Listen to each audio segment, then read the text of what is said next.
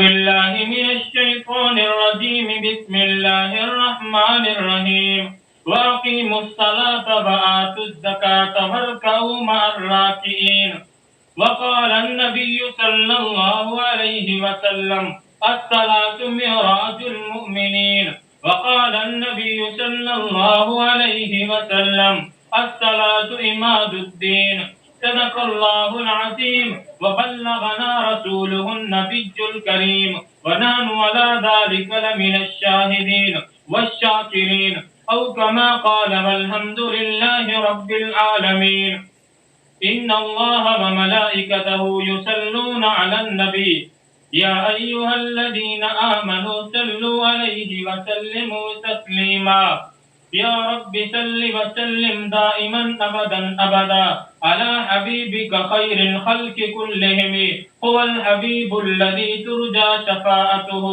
लिकुल्लि हौलिन मिनल अहवालि मुक़तहिम।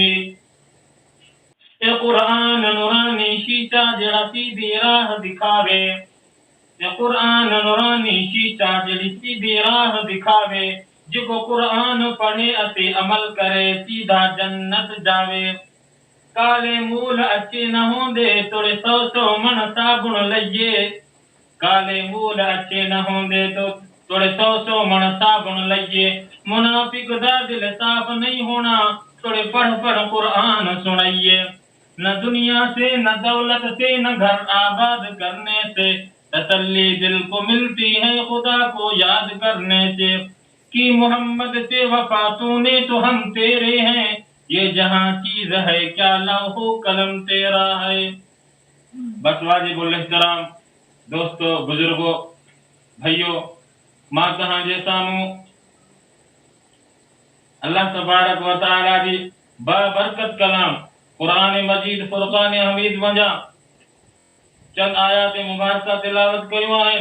दुआ है अल्लाह तबारक व तआला माजिद गुनाहगार के बेकार के बदकार के लाचार के इन्हीं जे मुताबिक सही समझण जी तौफीक अता फरमाए ऐं तहां के सही समझण जी तौफीक अता फरमाए। समझण ऐं समझाइण खां बाद अल्लाह तबारक व तआला मूंखे ऐं तहां खे इन्हीं जे मथां सही अमल करण जी तौफीक अता फरमाए। अल्लाह तबारक व तआला पंहिंजे कलाम मुक़द्दस में फरमायो वअक़ीमुस सलाता व आतुज़ ज़काता वरकऊ मअर राकिईन। निमाज खे कायम कयो ऐं ज़कात अदा कयो ऐं रुकू कयो गॾु रुकू करण वारनि सां, यानी कि जमात सां निमाज पढ़ो। नमाज चाहे नजात जो ज़रियो आहे, निमाज दीन जो थंबो आहे, यानी जंहिं शख्स निमाज खे कायम कयो गोया उन्हीं दीन खे कायम कयो। जंहिं शख्स निमाज न पढ़ी गोया उन्हीं पंहिंजे दीन खे ड्राहे छॾियो। नमाज निजात जो ज़रियो आहे, निमाज खां सवाइ निजात नामुमकिन आहे। क़यामत जे ॾींहुं सब खां पहिरियां ई अल्लाह तबारक व तआला नमाज जो हिसाब कंदो ऐं कुरान पाक में 700 दफ़ा नमाज जे मुतालिक अल्लाह ताला हुकुम फरमायो है तव्हां नमाज अदा कयो। सब खां पहिरियां ई क़यामत जे ॾींहुं अल्लाह ताला नमाज जे बारे में पुछा कंदो। कंहिं फारसी में चयो आहे रोज़ माशर के जां गुदाज बवद अव्वली पुरसशी नमाज बवद, यानी क़यामत जो ॾींहुं तमाम सख्त ॾींहुं हूंदो, जान गलदड़ हूंदी। उन्हीं ॾींहुं अल्लाह तबारक व तआला सब खां पहिरियां ई नमाज जी पुछा कंदो।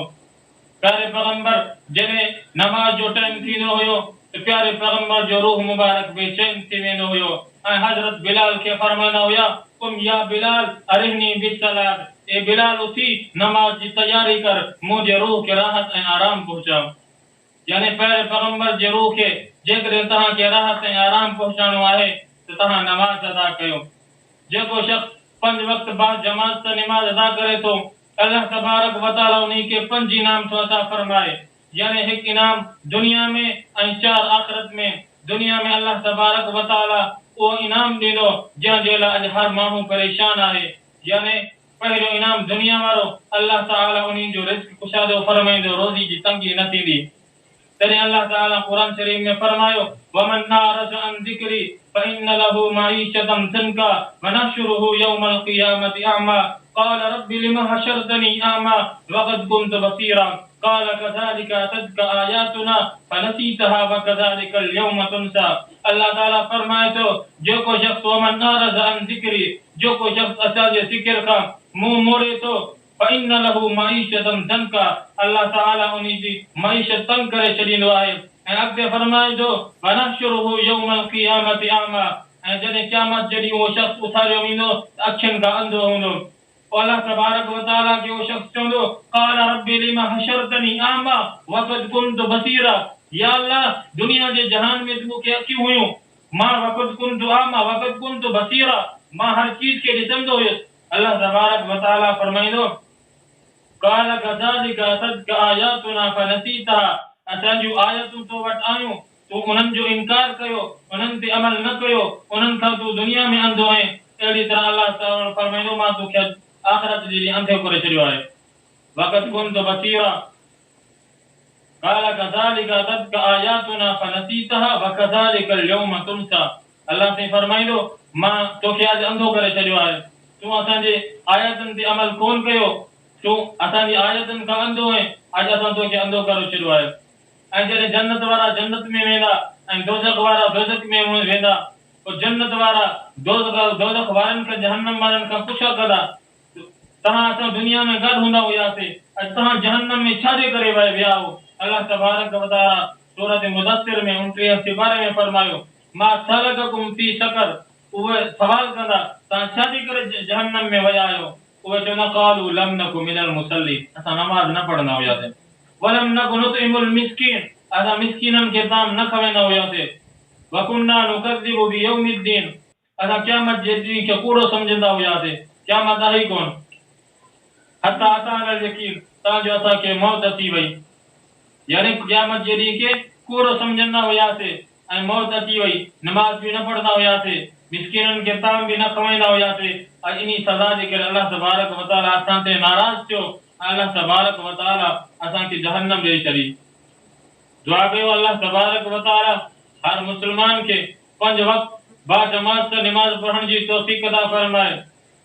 ऐं जेको अर्ज़ करे रहियो हुयुसि मां त अल्लाह तबारक व तआला 5 इनाम थो ॾे, यानी पहिरियों इनाम अल्लाह ताला उन जी रिज़्क़ जी तंगी दुनिया में हटाए छॾे थो, ऐं 4 इनाम आख़िरत वारा, यानी उन जो जॾहिं क़यामत जॾहिं फौत थी वेंदो उन खे क़ब्र जो अज़ाब न थींदो, ऐं उन खे सॼी हथ में अमाल नामो मिलंदो, यानी जन्नत जी टिकट, ऐं उन खे वो पुल सिरात खां ईअं टपंदो जीअं बिजली वारी कार, जीअं बिजली ईंदी आहे 1 मिंट में गुज़री वेंदो, ऐं उन खां बाद बग़ैर हिसाब किताब में जन्नत में वेंदो, सिर्फ़ 5 वक़्त बा जमात पढ़ण सां 5 इनाम। नबी पाक सल्लल्लाहु अलैहि वसल्लम फरमायो जेको शख़्स 40 ॾींहं बा जमात नमाज पढ़े अल्लाह तबारक व तआला उन खे परवाना अता फरमाए थो, यानी हिकु निफाक जो परवानो निफाक खां बरी थींदो, माना मुनाफ़िक थी न मरंदो, ऐं ॿियो छुटकारो जहन्नम खां, यानी जहन्नम खां छुटी वियो ऐं मुनाफ़िक बि न थींदो। सिर्फ़ जेको शख़्स 40 ॾींहं बा जमात तकबीर उला सां माना नमाज पढ़े अल्लाह ताला उन खे 2 फरमाना अता फरमाए। नबी पाक सल्लल्लाहु अलैहि वसल्लम रहमतुल लिल आलमीन आहिनि, कॾहिं पंहिंजी उम्मत लाइ बददुआ न फरमाई, पर जॾहिं प्यारे पैगंबर खे काफ़रनि हिकु दफ़ो नमाज पढ़ण जी इजाज़त न ॾिनी ऐं प्यारे पैगंबर जी नमाज क़ज़ा थी वई, प्यारे पैगंबर उन्हनि खे सख़्त लफ़्ज़नि में बददुआ फरमाई। तैफ़ जे अंदरि प्यारे पैगंबर तैफ़ जो सफ़र कयो ऐं उन्हनि खे कलमे जी दावत ॾिनाई, पर उन्हनि ज़ालिमनि प्यारे पैगंबर खे हद खां ज़्यादा तकलीफ़ पहुचाई ऐं 12 मील ताईं प्यारे पैगंबर जे पोयां छोकरनि खे उन्हनि भॼायो, उन्हनि छोकरनि प्यारे पैगंबर खे पथर हया ऐं प्यारे पैगंबर जी जुती मुबारक खून सां तर थी वई, पर तॾहिं बि प्यारे पैगंबर उन्हनि जे लाइ बददुआ न कई ऐं अल्लाह तबारक व तआला खां उन्हनि जे लाइ हिदायत जी दुआ फरमाई। ऐं जॾहिं जंग उहद में प्यारे पैगंबर जा दंद मुबारक शहीद थिया, पर तॾहिं बि प्यारे पैगंबर उन्हनि जे लाइ बददुआ न फरमाई।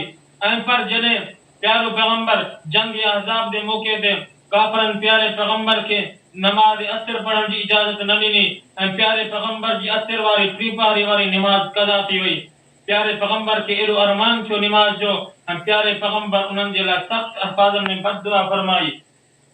हदीस पाक में अचे थो त प्यारे पैगंबर उन्हनि लाइ ही बददुआ फरमाई, या अल्लाह जिन शख़्सनि मूंखे 3 पहरे जी नमाज पढ़ण जी इजाज़त न ॾिनी आहे ऐं मुंहिंजी नमाज क़ज़ा थी वई, या अल्लाह इन्हनि जे घरनि ऐं इन्हनि जे क़ब्रनि खे तूं बाहि सां भरे छॾ। हदीस जा अल्फाज़ आहिनि, प्यारे पैगंबर उन्हनि जे लाइ सख़्त बददुआ फरमाई, यानी प्यारे पैगंबर खे नमाज जी अज़ीज़ हुई, प्यारे पैगंबर फरमायो सरासर जुल्म आहे निफाक आहे उन शख्स जो फेल जो को आजान बुधे ऐं कोई नमाज ते न वञे। जॾहिं नमाज एड़ी वॾी इबादत आहे नमाज जो दर्जो दीन में ईअं आहे जी इंसान जे बदन में सिर जो दर्जो आहे जेकॾहिं सिर न हुजे त ख़बर न पवंदो त ही धड़कण जो आहे। यानी सब खां पहिरें अल्लाह तबारक व तआला प्यारे पैगंबर के हर चीज अल्लाह तबारक व तआला फर्ज ते ॾिनाई ऐं नमाज अहिड़ो तोहफ़ो आहे प्यारे पैगंबर के अल्लाह ताला अर्श ते घुराए उते उनखे अता फरमाई। नमाज एॾी क़ीमती आहे। नमाज पढ़ण सां इंसान जो बदन पाक रहे तो अल्लाह तबारक व तआला जी रज़ा हासिल थिए थी। दुआ आहे अल्लाह तबारक व तआला मूंखे ऐं तव्हांखे 5 वक्त बाद जमात तकबीर ओला सां नमाज पढ़ण जी तौफीक अता फरमाए। व आखिरु दावाना अनिल हम्दुलिल्लाहि रब्बिल आलमीन।